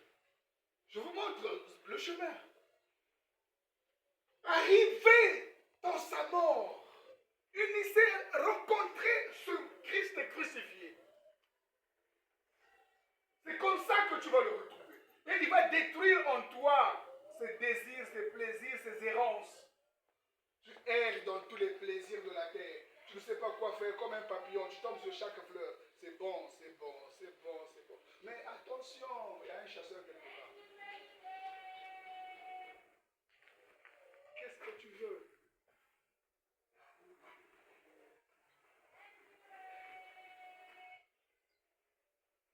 Alors donc, il faut chercher. Chercher, c'est explorer. C'est sonder. Tout ça, c'est chercher.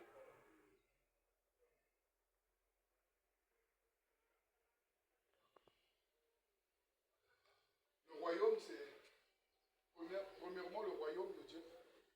C'est quoi le royaume de Dieu? C'est quoi le royaume de Dieu?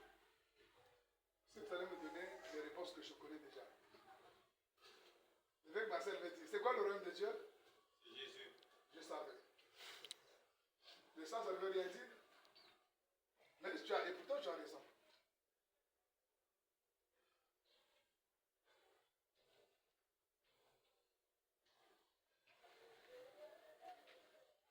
Le Seigneur a dit le royaume de Dieu est venu jusqu'à vous. Par exemple, quand on a dit tu es petit. Je dis que tu as raison. Parce que moi je dis que tu as faussé. Maintenant, regardez ce qui se passe. Dans le livre de la Genèse, quand Dieu crée l'homme, comment il le crée? Il dit faisons notre être humain. Faisons l'être humain selon notre ressemblance. Afin qu'il ait. Voilà. C'est ça le royaume. C'est cette force de dominer, d'assujettir. C'est ça le roi. C'est ça le royaume. Tant que cette onction n'est pas sur toi de dominer, d'assujettir, tu n'as pas le royaume, frère. Ne blaguez pas. C'est-à-dire que vous pensez que le royaume, c'est comme dire, frère, je suis dans le royaume. Non. Le péché te domine, tu dis tu es dans le royaume. De quel royaume tu parles? Celui qui est dans le royaume, c'est celui qui a repris le règne. C'est régner. Rentrer dans le règne. Tu domines comme au commencement. Dieu nous a créés pour dominer, assujettir, n'est-ce pas? Donc, nous devenons une domination, une autorité, une gloire. C'est ça le royaume.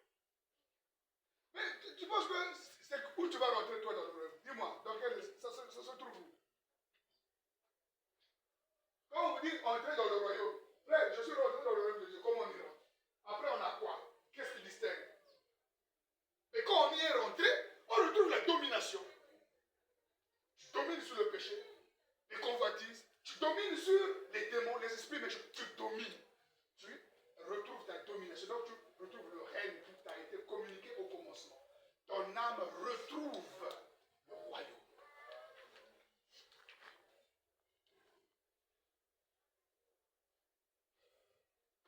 vérité va être acclamée dans d'autres cieux. Bon, il y a que...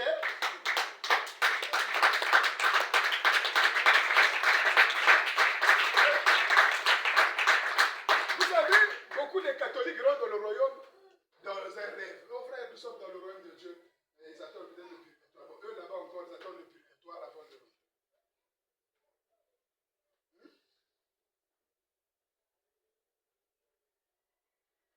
Oui?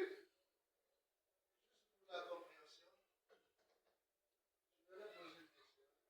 En quel moyen J'ai déjà dit ça. Amen. Tu n'as pas suivi. Mais avant d'arriver là, j'ai parlé de chercher. N'est-ce pas? Quand tu cherches, tu trouves. Quand tu trouves, tu sais ce que c'est.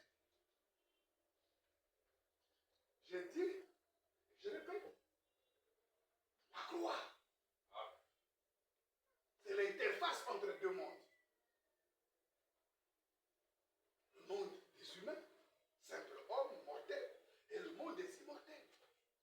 Quand vous devenez une seule plante avec lui dans sa mort, le vieil homme est détruit, tu retrouves l'autorité. Tu retrouves la domination. Le royaume, le mot royaume là veut dire autorité, domination, dignité. Notre dignité est bafouée par le péché. Mais quand tu es dans le péché, tu deviens comme un idiot. Il y a des gens qui ont un petit caractère et qui te dépassent, tu deviens comme un rien de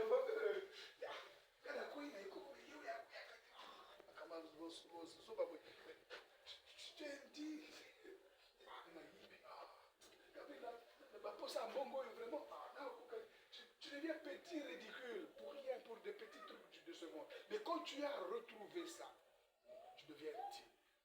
Et tu as de l'autorité. Quand tu parles aux esprits, quand tu ordonnes, ça se fait. Parce que tu es dans le royaume.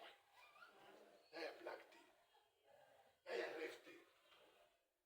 Quand on dit le royaume de Dieu est venu jusqu'à vous là, c'est que je vous ai donné le pouvoir de devenir enfant de Dieu.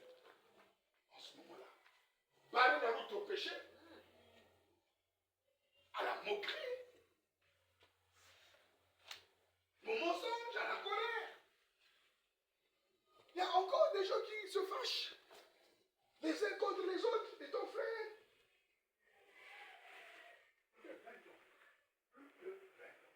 Que je dis ça, mon frère, si tu as encore la colère en toi, n'aide-nous. Ceux qui vont jouer à la nana, ceux qui ont ceux qui ont été, ceux qui ont fait les aidez-nous.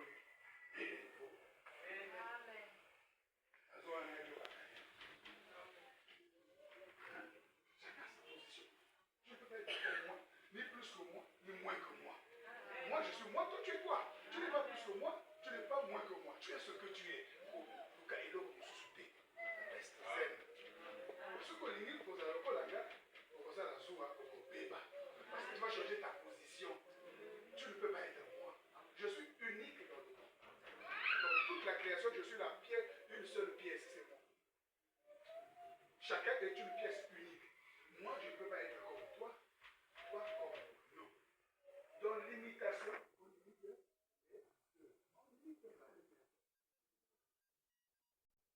donc, je ne peux pas être jaloux de toi, parce que moi c'est moi, toi c'est toi.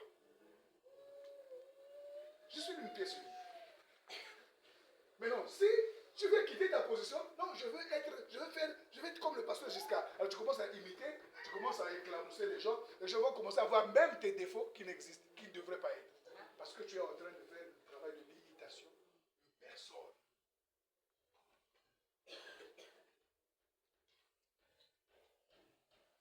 Alors, retournons. Je peux couper, hein, parce que c'est un grand enseignement. Je peux couper pour l'heure qui m'a été donnée, jusqu'après je m'en vais. Amen. Amen. Il faut comprendre le royaume de Dieu. Le royaume de Dieu ne consiste pas à manger, à boire. Mais La paix, la joie. La paix. Voilà. As-tu la paix quand tu as l'argent? Et quand tu n'as pas l'argent, as-tu la paix? Non. Quand tu as faim, tu n'as pas la paix. Quand tu as mangé, tu as la paix. Est-ce que c'est ça?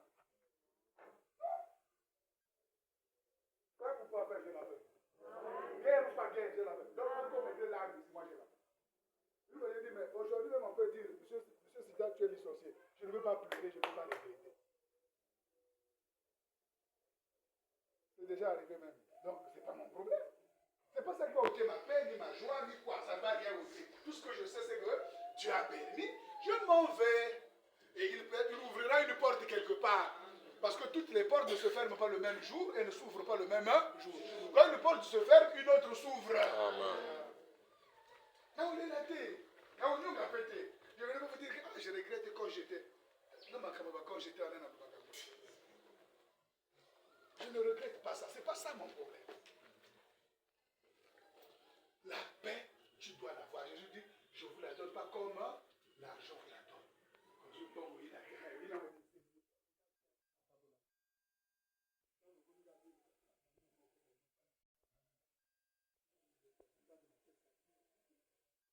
Et cocaté, la calculé, en tout cas, ils ont cocaté. Tu es égoïste depuis. Ça, tu comprends. Jésus a dit, hein, si vous ne savez pas dominer les choses de ce monde, vous ne pouvez pas vous faire des amis avec.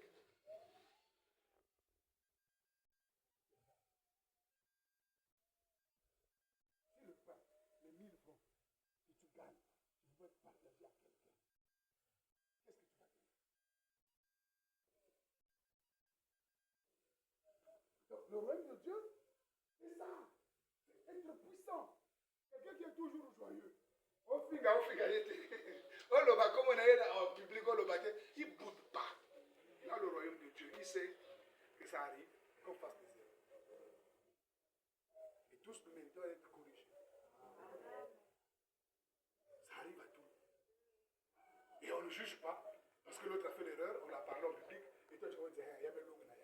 Oh là là, ça ne va pas chez toi. Papa, réponds-toi. Comprenez? Au contraire, tu allais dire, oh Seigneur, sois compatissant envers nous. Sois apaisé envers nous.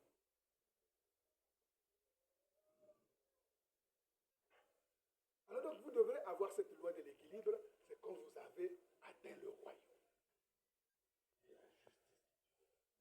Le temps me manque pour parler du royaume. On appelle ça la maroute. Mais c'est l'une des causes fondamentales. Tu ne peux pas venir dans ce monde s'il n'y a pas de royaume. Tu ne peux pas. Les âmes descendent selon un dessein. Ils doivent descendre de l'Éden, comme je viens de dire, selon un dessein, avec un rayonnement. Et c'est à cause de ce rayonnement-là, il doit se positionner. Mais sauf que quand nous naissons, ce rayonnement-là est avalé par les ténèbres de ce monde. Et la parole vient pour nous éclairer. La Bible dit, et la lumière est venue chez les siens. Pourquoi? Pour les éclairer. Mais les siens ont préféré les ténèbres, c'est quoi? C'est cette inquiétude de manger. Toute sa vie, tu cherches à manger. Tu ne cherches pas le ciel. Vous pensez que les ténèbres, c'était quoi? Beaucoup de gens pensent que les ténèbres, c'est seulement, hein, c'est les insultes, tout ça, c'est des véritables ténèbres que tout le monde connaît.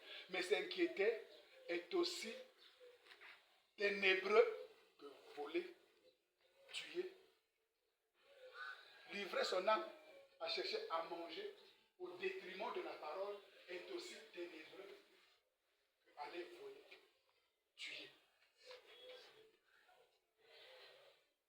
Vous comprenez?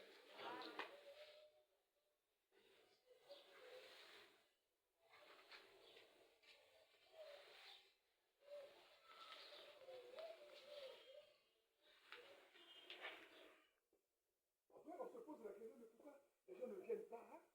Mais les gens ne viennent pas.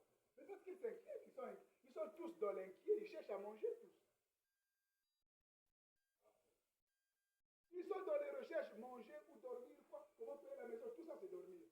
Pourquoi les ministres ne sont pas là? Mais ils sont en train de chercher quoi manger, quoi vestir, pour besoin famille, tout ça. C'est ça qu'ils cherchent, c'est pourquoi ils sont absents. Je pense qu'ils ne sont pas là pour ça. S'ils en avaient, ils seraient là. Ça veut dire que leur foi est malade. La foi de quiconque agit comme ça est malade. Il n'a pas compris le Messie. Le message messianique n'est pas. Vous pouvez relire Matthieu sans interprète, vous allez comprendre.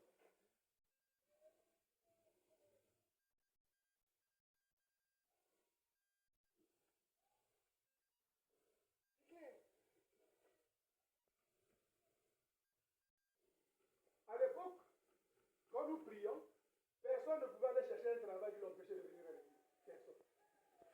Dès que son travail lui empêchait d'aller à l'église, il démissionnait. Quand ils avaient la foi.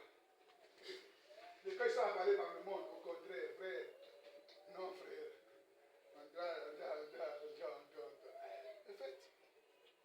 vous avez déjà connu la vérité, et si vous, vous désobéissez à la vérité, faites ce que vous voulez. Eh, ma soeur, je me trompe? Non. C'était pas comme ça? C'était comme ça. Ben, vous pouvez demander tous ces sorciers, vous diront que c'était comme ça. Personne n'allait chercher un travail de gardiennage parce que c'est qu'il ne viendra pas au boulot, à l'église, il ne viendra pas. Il ne fallait pas prendre un travail. Il ne prenait pas parce qu'il croyait. Mais quand la foi est tombée, ce qu'on appelle l'apostasie, quand il est arrivé là à tel cœur, les gens préfèrent aller que de venir à la prière. Je mens? Non, il y a plus de nouveaux. Les vieux existent, frère, mais ils cherchent à manger.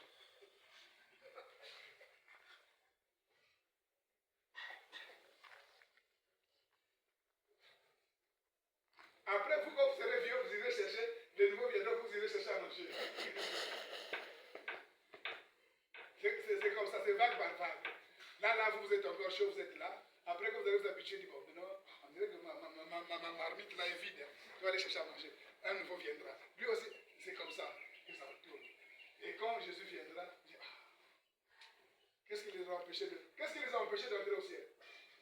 Manger le bois. Voilà. C'est simple. Vous avez trouvé très intelligent. Ce n'était pas l'impudicité. C'est la colère qui les a empêchés d'entrer. Mais, les manger. Mais comment est-ce le manger? Mais il l'a enseigné au commencement, ne vous inquiétez pas. Ça veut dire quoi? Votre âme, le désir profond qui brûle en vous.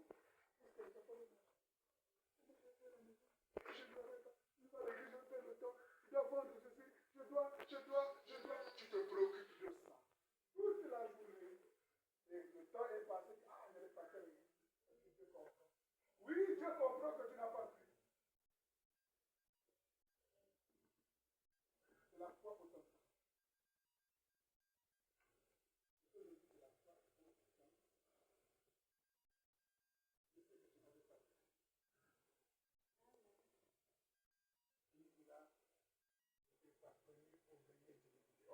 Mais de quelle iniquité tu parles? Je ne me cache pas. Je n'ai pas menti. Mais non, mais tu t'inquiètes, ton âme est remplie de désirs de manger. Tu fais ta journée sans aucune prière pour chercher à boire.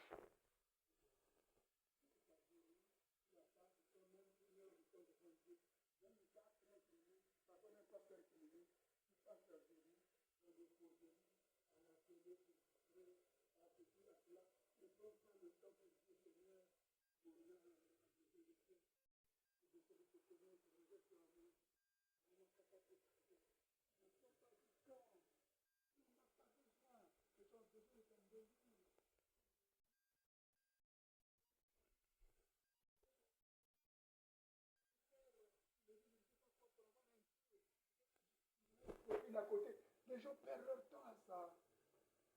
C'est la vie, c'est la perdition. Et pourtant, oui, c'est clair, non? Ce sont vos propres ancêtres qui ont dit ce qui empêche les gens d'entrer dans le ciel. On n'a pas dit impudicité. Hein? C'est vrai, ma soeur. La Bible avait dit impudicité. Quoi encore? Il avait dit quoi? Devons-nous arrêter de manger et de boire pour entrer au ciel? C'est là. C'est le moyen. Hein? Le désir des choses qui passent, alors remplacez le désir des choses éternelles. C'est pour ça que je dis, si vous êtes mort, si votre désir est caché, n'est-ce pas? Cherchez d'abord les choses d'abord.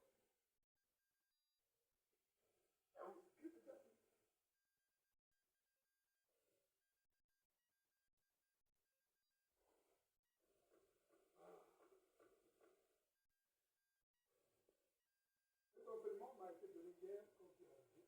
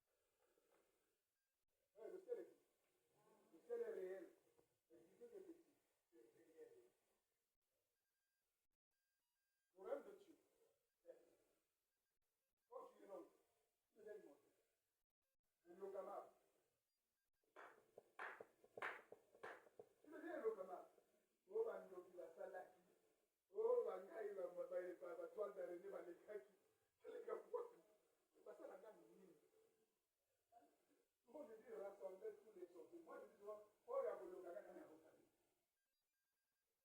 Quand tu es doux, quand tu es quand tu es quand tu es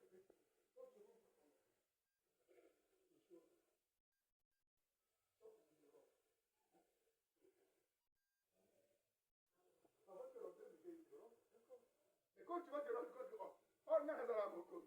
Il y a beaucoup d'enfants que ça soit venus au monde qui ne savaient pas de faire des choses. Quand ils ont grandi, ils ont déclaré leur nom. Et voilà clair. Mais quand ils étaient, sans être reconnus, ils étaient fondus dans la masse comme nous. Ils n'étaient rien. N'est-ce pas? Nous devons savoir déclarer aujourd'hui. Mais avant qu'ils soient déclarés, alors qu'avec sa femme là-bas, ils n'ont pas d'enfant. Mais tous ceux qui ont été déclarés aujourd'hui, ils sont là, ils règnent. Mais avant, ils souffraient. Parce qu'ils n'étaient pas déclarés, ils n'étaient pas reconnus. Tu es l'enfant du roi, mais tu souffres parce que tu n'es pas encore reconnu. Mais le Père est là pour reconnaître tout le monde. Il t'attend à te reconnaître dans son royaume, pour te donner ton pouvoir, ta domination. Pour que tu deviennes une domination. Une autorité. Vous allez avoir l'autorité de trouve du côté de Satan. Non. Mais, la cause à dire que Satan, ce n'est qu'un mot, un dirigeant,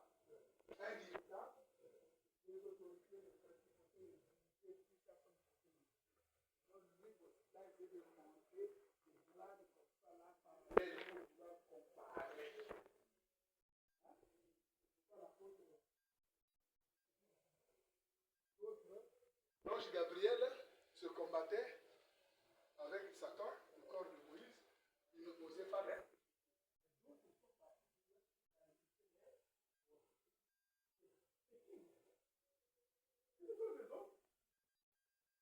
Mais qui ont atteint un niveau de maturité très élevé dans la foi, au point où ils ont retrouvé le royaume, c'est des gloires.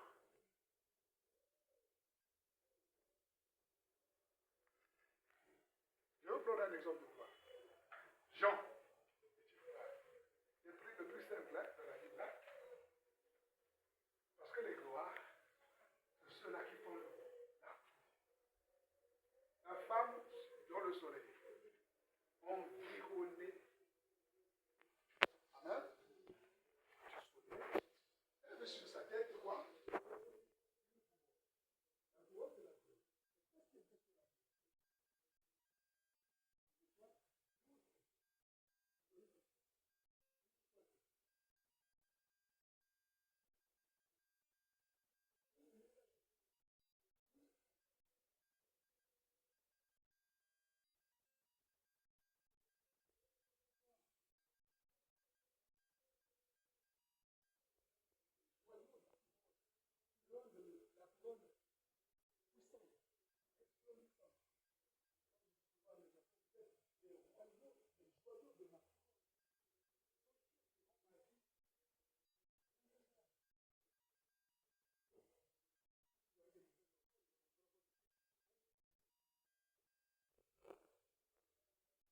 Tout ça pour réparer les problèmes qui sont en train de progresser. N'est-ce pas? Mais si vous avez des bons enfants, chaque jour on vous appellera et dit bravo, bravo, bravo.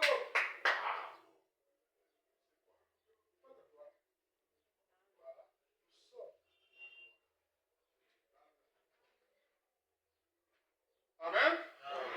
Voilà pourquoi il te restitue la gloire parce que tu dois briller sur sa couronne.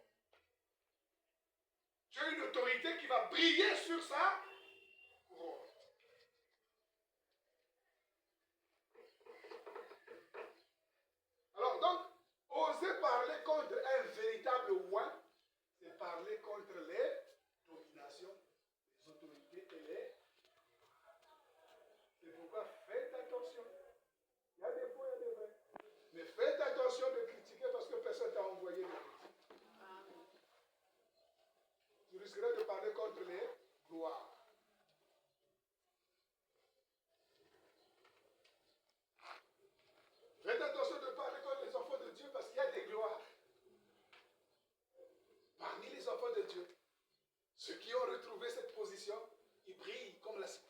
cieux, comme selon qu'il est écrit dans Daniel.